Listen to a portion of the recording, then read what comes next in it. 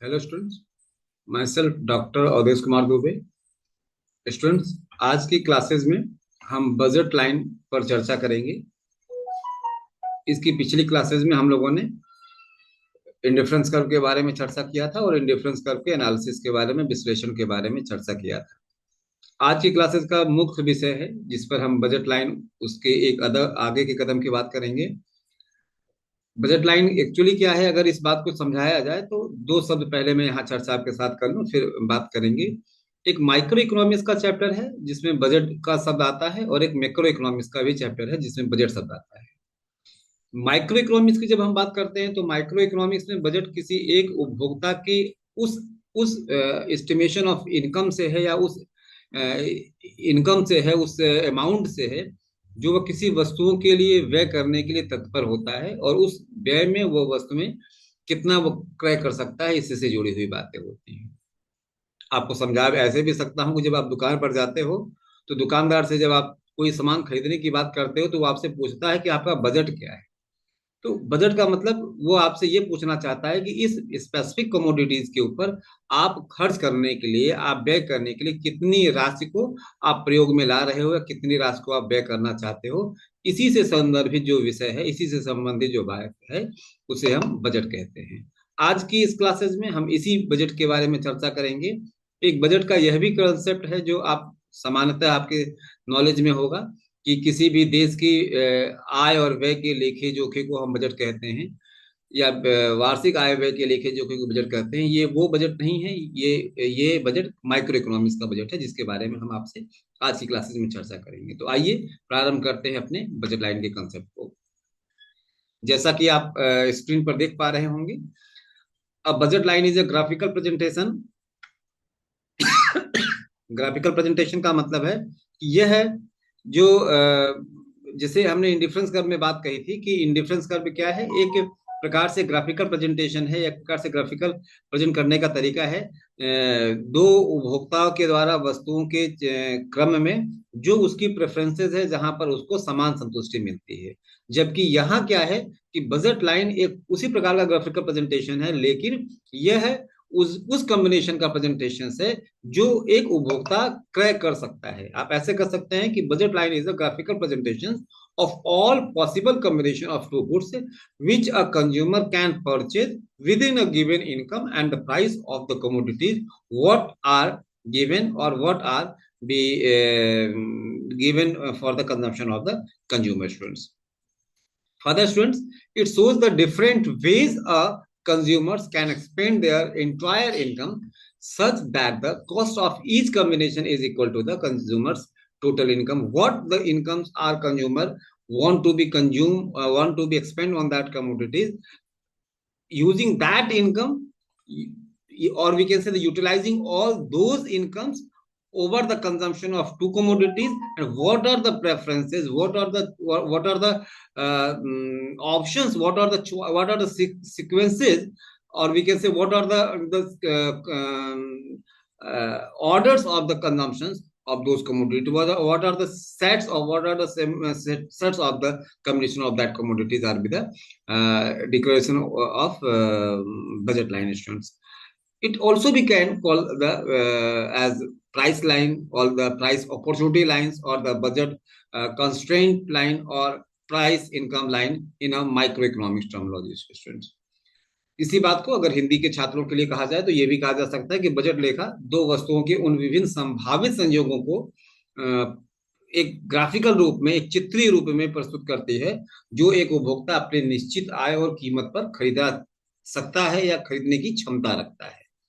ये उन विभिन्न तरीकों को दर्शाती है जिससे एक उपभोक्ता अपनी पूरी आय को जब दो वस्तुओं के उपभोग पर व्यय करना चाहता है तो उन वस्तुओं पर व्यय करने के लिए उसको क्या क्या कॉम्बिनेशन, क्या क्या संयोग प्राप्त होगा, ये पूरी आय को और उपभोक्ता के द्वारा उपभोग की जा रही दोनों वस्तुओं के इनकम के आधार पर इस रेखा को प्रेजेंट करने का एक चित्रीय प्रस्तुतिकरण है।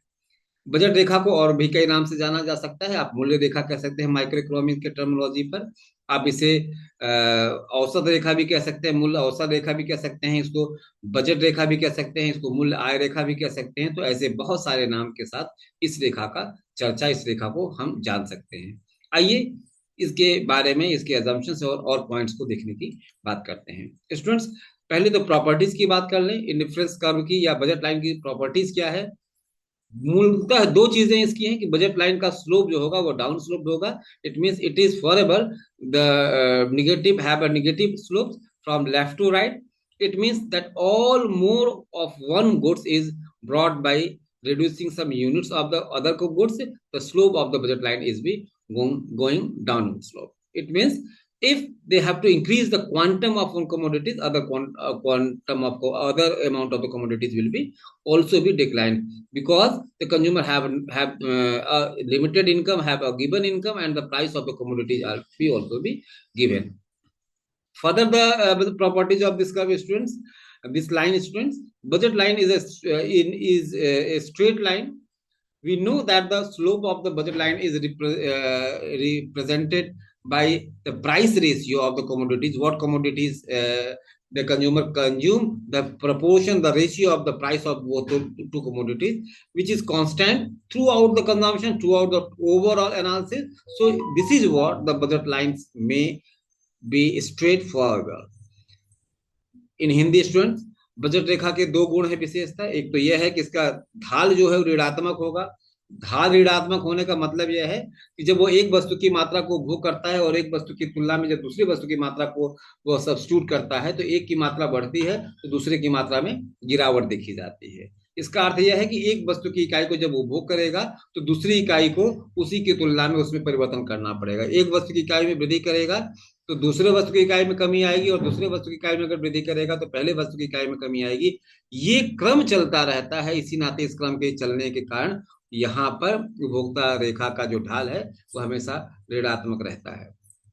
अगला है, बजट रेखा हमेशा सीधी होती है। सीधी होने के पीछे कारण क्या है? यह दो वस्तुओं के उपभोग के विभिन्न विकल्पों को दर्शाता है, दो वस्तुओं के उपभोग के विभिन्न क्रम को दर्शाता है। तो इस कारण भी यह स्लोप जो है नॉर्मली सीधी रेखा का रूप धारण कर लेता है। यह स्लोप सामान्यतः एक स्ट्रेट लाइन के रूप में कन्वर्ट दिखाई पड़ता है। इस कारण भी इसको हम इस रूप में देख सकते हैं। आइए इसके अजम्पशंस की बात करते हैं। चूंकि माइक्रो इकोनॉमिक्स से छात्रों, तो बिना अजम्पशंस के काम नहीं चलेगा। कुल 6 अजम्पशंस हैं और इंग्लिश के माध्यम के छात्रों के लिए ये अजम्पशंस आपके स्क्रीन पर दिख रहे हैं। पहला है फिक्स एंड नॉन इनकम।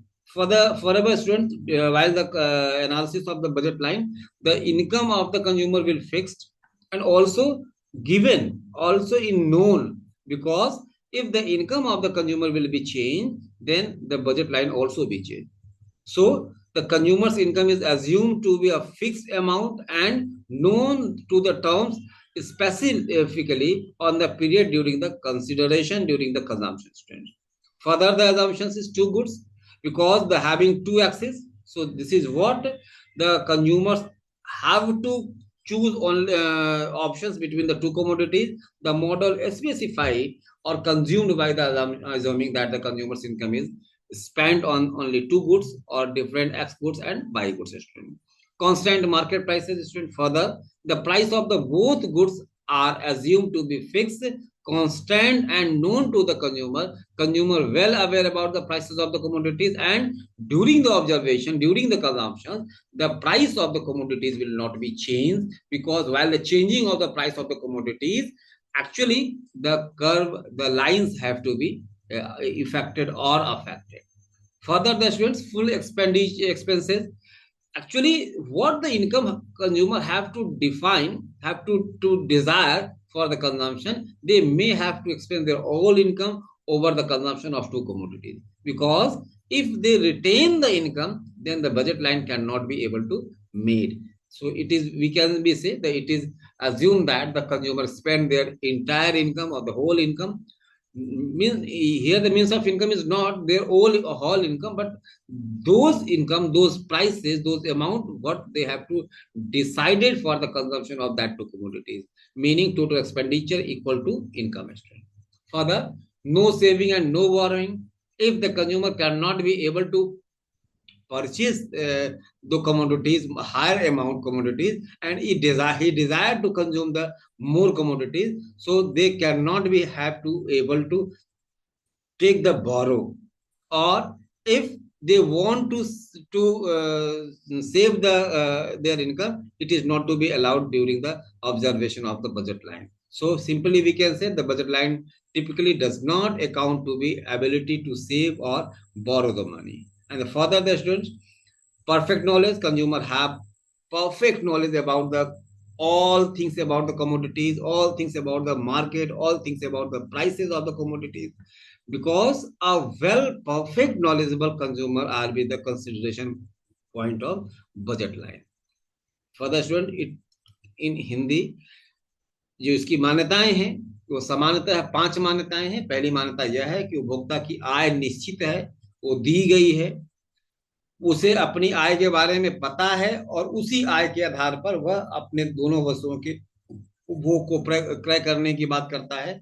आप ऐसा भी समझ सकते हैं कि उपभोक्ता की यहाँ मैं उस आय की बात कर रहा हूं जो उस वस्तुओं के उपभोग के लिए वह तैयार करके बैठा, या उस वस्तुओं के उपभोग पर जो व्यय करना चाहता है उसकी मैं बात कर रहा हूं।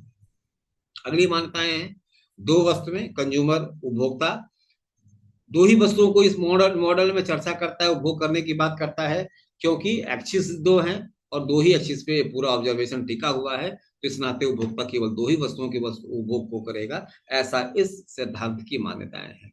अस्थायी बाजार मूल्य, दोनों वस्तुओं की जो कीमतें हैं वह अस्थायी है, वो दी गई है। ड्यूरिंग द ऑब्जर्वेशन, कंजम्पशन के दौरान इनमें कोई परिवर्तन नहीं होना है, कीमतें स्थिर होंगी, आय स्थिर होगी, उस पर किया जाने वाला व्यय स्थिर होगा। इस पूरी प्रक्रिया में अगर चेंज होता है तो बजट लाइन बना पाना संभव नहीं होगा। अगला है, कोई बजट और उधारी नहीं होगी, उपभोक्ता अपने समस्त आय को इन्हीं दोनों वस्तुओं के उपभोग पर व्यय कर देगा। अगर वो कुछ भी बचा देगा तो बजट लाइन का जो एक्सपेंशन है, जो एक्सपेंडिचर का पैटर्न है वो ब्रेक हो जाएगा, दो ऑप्शन है वो ब्रेक हो जाएगा। तो ऐसी अवस्था में बजट लाइन बन पाना संभव नहीं है। तो इसलिए मान्यता मानी गई है कि उपभोक्ता अपनी समस्त आय को उन्हीं दो वस्तुओं पे जिसकी जिसकी कीमतें पहले से फिक्स हैं, दी गई हैं, उन्हीं के ऊपर व्यय करता है। और अंतिम इसकी मान्यता है छात्रों, पूर्ण ज्ञान। उपभोक्ता को उपभोग के दौरान वस्तु का पूरा ज्ञान होता है, बाजार का पूरा ज्ञान होता है, कोई उसे किसी आकर्षण में किसी एक कॉम्बिनेशन को चेंज करने की बात नहीं कर सकता है। अगर उपभोक्ता किसी भी तरीके से बाजार के प्रभाव में आ जाएगा, और वह प्रभाव एडवर्टीजमेंट का हो या और किसी माध्यम का हो, तो इसे हम अपूर्ण ज्ञान की अवस्था कहते हैं। और ऐसी अवस्थाओं में बजट लाइन का बन पाना संभव नहीं है, बजट लाइन ऐसी अवस्थाओं में नहीं बनती है।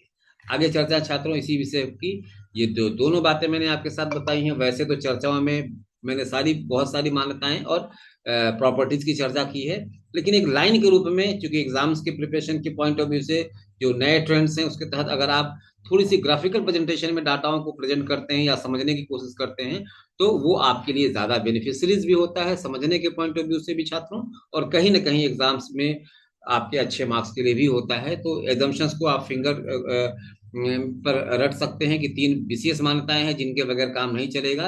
पहला है कि income of the consumer is known, बिना आय के हम बजट लाइन बना नहीं सकते क्योंकि ये वहीं से डील करता है। अगला है, उपभोक्ता अपने समस्त आय को दो वस्तुओं के उपभोग पर व्यय करता है, इसे टू कमोडिटीज कहते हैं। अगला है, मार्केट की प्राइस दी गई होती है, तीनों मिलकर क्या बनाती हैं, उपभोक्ता के एजम्पशंस को बनाने की बात करती हैं। ऐसे ही property of the budget line की मैं बात कर रहा हूं। यहाँ पर 4 प्रॉपर्टी विशेषतर हैं, इसके बगैर ये बजट लाइन का ऑब्जर्वेशन ही पूरा नहीं हो सकता है। पहला, बजट लाइन का स्लोप निगेटिव होगा। दूसरा, स्ट्रेट लाइन होगी, रेखाएं हमेशा स्ट्रेट लाइन होंगी, इसी नाते इसको बजट लाइन कहा जाता है, इसी कारण इसको बजट कर्व नहीं कहा जाता है। और ये उपभोक्ता की रियल इनकम की बात करता है, मॉनेटरी इनकम की बात नहीं करता है, क्योंकि कई बार होता है कि मॉनेटरी इनकम दिखती ज्यादा है बट वैल्यू उसकी कम होने के नाते अफेक्ट होती है। तो ऐसी अवस्था में यहाँ उपभोक्ता की रियल इनकम की बात करते हैं। रियल इनकम को निकालने का सिंपल सा तरीका छात्रों मैंने पहले भी बताया है, the income of the consumer and the price, इसके बीच में आप एक दूसरे को डिवाइड कर लीजिए तो अपने आप उसको इनकम पता, रियल इनकम पता चल जाती है। और अगला है tangent of the indifference curve, ये कहीं ना कहीं इंडिफरेंस कर्व वो टच करता है उस पॉइंट पर जहां पर कंज्यूमर्स के इक्विलिब्रियम की बात होगी। अभी आएंगे तो हम जब अगले लेक्चर्स में कभी हम चर्चा करेंगे आपसे कंज्यूमर इक्विलिब्रियम के, तो वहां पर इसके बारे में चर्चा में आपके साथ शामिल किया जाएगा स्टूडेंट। आते हैं अब की फैक्ट क्या है इस बजट लाइन का, जो है जो ऑब्जर्वेशन में व्याख्याओं में हम लोग शामिल करते हैं। तीन चीजें हैं जो विशेषकर आपको ध्यान देने की बातें हैं। पहला क्या है, एम से शो किया जाता है, एम से उपभोक्ता की आय को शो किया जाता है। मनी मैटर्स है बट इसलिए इसको एम से डिनोट किया गया है।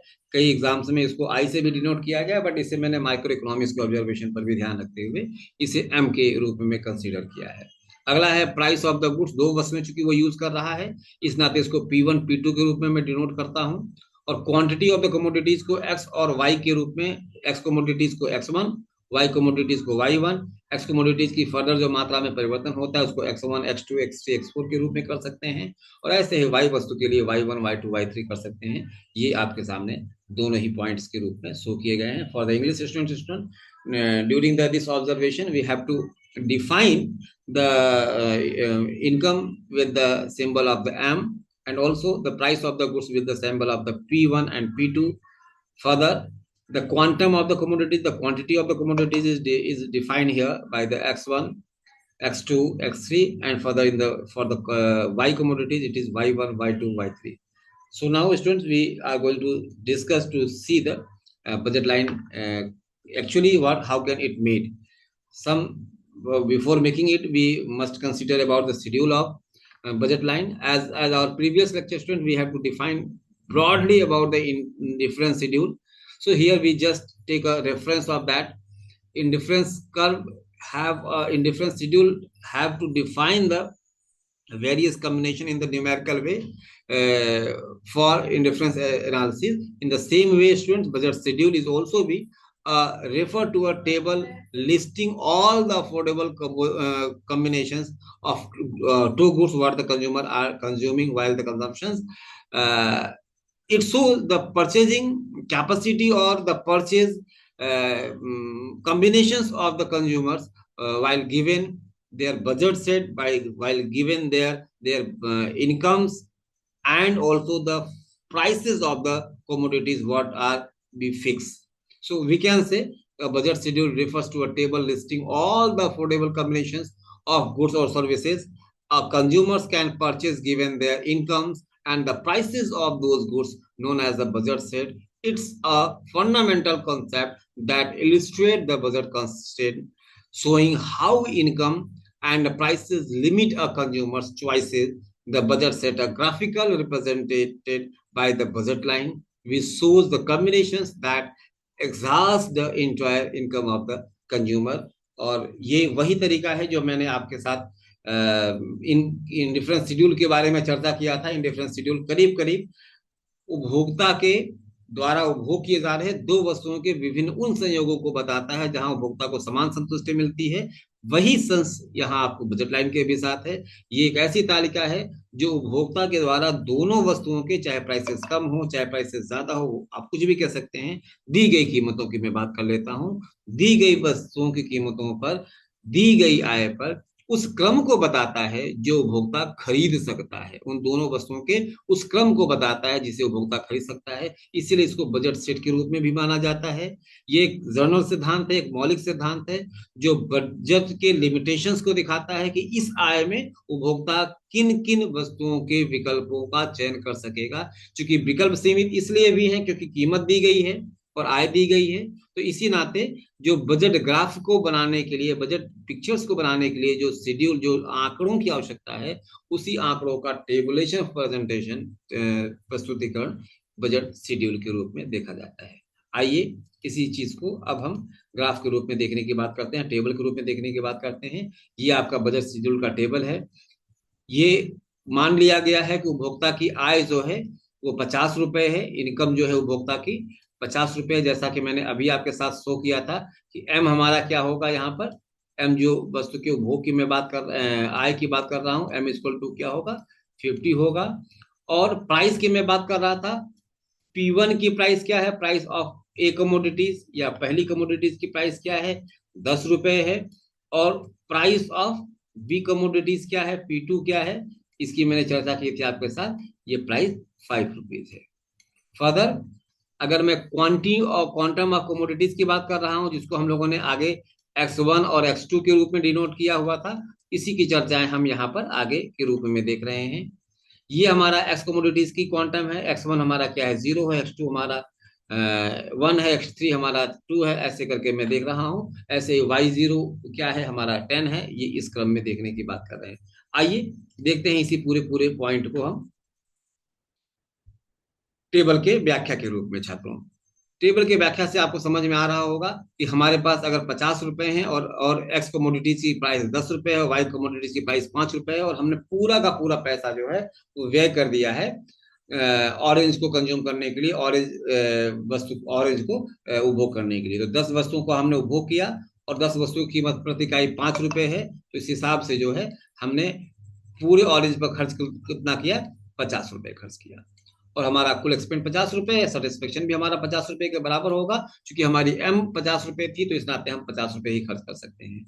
अगर ये ए कम्बिनेशन हमको नहीं मिलता है तो हम क्या करते हैं, दूसरे कम्बिनेशन पर जाते हैं, जो हमारा बी कम्बिनेशन है। बी कम्बिनेशन में क्या है, हमने 1 इकाई एप्पल की कंज्यूम कर ली। तो 1 इकाई एप्पल की कंज्यूम करने के बाद हमको कितना खर्च करना पड़ गया, 10 रुपए।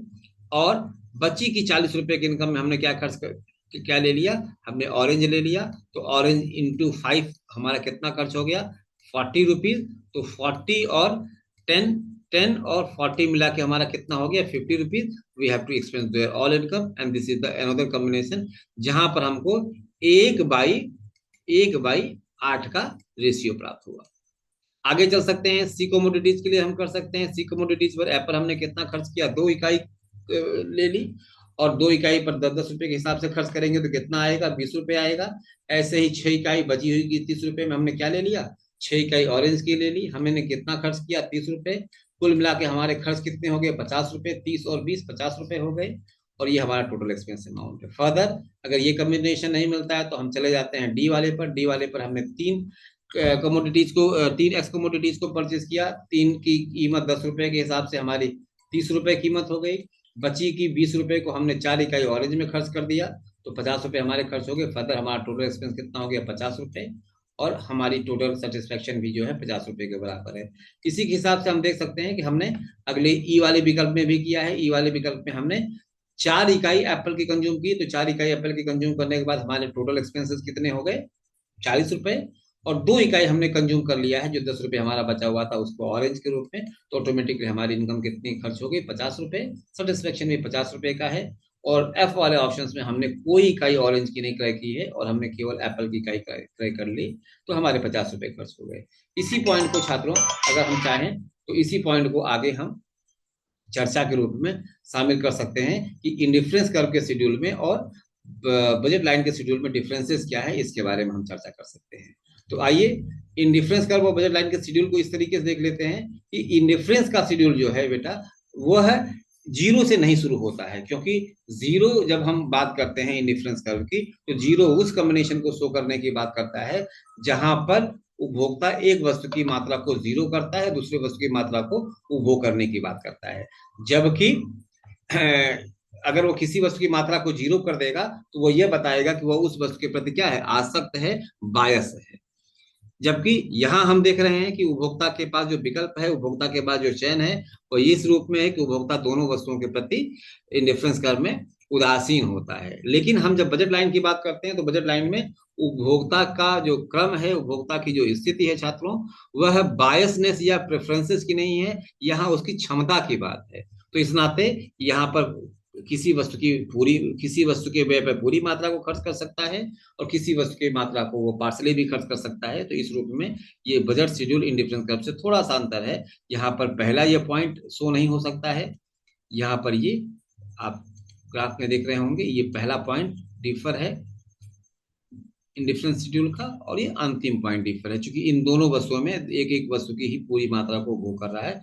बाकी के ये सारे पॉइंट्स वही हैं। तो इस नाते, चूंकि अर्लियर मैंने इसके बारे में चर्चा किया था, तो अध्ययन के दृष्टि से आपके पास कोई इशूज ना हो कि नहीं दोनों एक ही जैसा है, इस नाते मैंने आपके सामने नजर में डालने की बात करी। अब आइए देखते हैं बजट शेड्यूल को बनाया कैसे जाता है। ये पॉइंट है ओ और एक्स एक्सिस को लेता हुआ, ये हमारा ओरिजिन पॉइंट बन रहा है। यहाँ हम लोगों ने वाई वस्तु रखा है और यहाँ हमने एक्स पॉइंट रखा है। वाई पॉइंट पर वाई वस्तु हो गई और एक्स पॉइंट पर हमने एक्स बस को रखने की बात कर ली। अब आते हैं, ये हमारा पॉइंट पहले इंडिफरेंस कर्व का था, इसी में हमने एक पॉइंट जोड़ दिया, तो ये हमारे 1 2 3 4 5 पॉइंट हो गए जो कंजम्पशन मार्क दिख रहे थे। और फर्दर ऐसे ही हमने आगे छात्रों जोड़ने की कोशिश की है अपने एप्पल के जी 2 4 6 8 और 10 की इकाई को। अब आते हैं, ये पहला हमारा पॉइंट हो जाएगा ए बिंदु के रूप में। यहाँ से भी देख सकते हैं हमारा, हमने ऑरेंज की इकाई पर 10 रुपए खर्च कर दिए, तो पूरी इकाई यहाँ आ सकती है। मैं पहले एप्पल से देख, ऑरेंज से देख रहा हूँ, तो ये एक अंतर हमको दिख रहा है कि यहाँ पर हमारा पहला पॉइंट, दूसरा पॉइंट, और फिर आते हैं ये तीसरे पॉइंट, फिर ये आते हैं हमारा चौथा पॉइंट, ये हमारा आता है पांचवा पॉइंट, और ये रेखा बन गई। क्योंकि अधिकतम हम ऑरेंज की 5 इकाई और एप्पल की 10 इकाई को यूज कर रहे हैं इस पॉइंट ऑफ व्यू से के लिए। अब ये पॉइंट हमारा क्या हो गया, ए पॉइंट है, ये हमारा बी विकल्प है, ये हमारा सी विकल्प है, जहां पर हम सी विकल्प में हम 2 इकाई ऑरेंज की और 6 इकाई एप्पल की कंज्यूम कर रहे हैं। ऐसे ही हमारा ये डी विकल्प है, जहां पर 3 इकाई ऑरेंज की और 4 इकाई एप्पल की कंज्यूम कर रहे हैं। फर्दर इसी हिसाब से ई और इसी हिसाब से एफ पॉइंट हो गया। इसी रेखा को हम क्या कहते हैं छात्रों, बजट रेखा के रूप में जानने की बात करते हैं। यही रेखा हमारे बजट रूप के रूप में दिखाती है। आते हैं जरा इसके महत्व को देखते हैं। सामान्यतः बजट लाइन जो छात्रों हमें उपभोक्ता के विकल्प को, सस्ते विकल्पों को या बजट के विकल्प की सीमाओं को स्पष्ट करने की बात करता है। ये कैसे, ये बताता है कि अगर आय में परिवर्तन होगा या कीमत में परिवर्तन होगा तो उसके विकल्प में कैसे परिवर्तन होगा, इसके बारे में चर्चा करता है। और ये उपभोग के अभाव में व्यापार के फल के सिद्धांत को भी बताता है, प्रोडक्शन फंक्शंस की थ्योरी को या ट्रेड ऑफ थ्योरी को भी ये बताने की बात करता है। ये इसका सिग्निफिकेंट है। आगे की क्लासेस में जब आप पढ़िएगा तो इनसे पॉइंट्स आपके इकोनॉमिक्स में समझने में आएंगे। तो ये रहा छात्रों आज के पॉइंट्स के बारे में। अगली क्लासेस में हमें सिग्निफिकेंट ऑफ बजट के बारे में चर्चा करनी है, जिसमें मूलतः हम लेंगे शिफ्टिंग ऑफ बजट के पॉइंट्स को देखेंगे। तब तक के लिए स्टूडेंट धन्यवाद आज की क्लासेस के लिए। इस क्लास को जरूर देखिए, और अगर कहीं कोई किसी भी प्रकार का आपके पास कंफ्यूजन है तो उस कंफ्यूजन से जुड़ा हुआ आप चर्चा में आप डिस्कशन कर सकते हैं। आज की क्लास से इतना ही छात्रों। जो भी छात्र इस वीडियो को देख रहे हैं, अगर मैटर समझ में आ रहे हैं तो आप फर्दर इस वीडियो को सब्सक्राइब कर सकते हैं, और ताकि कोई भी अपडेशन अगर हम कर रहे हो तो आप तक ये इन्फॉर्मेशन पहुंचती रहे।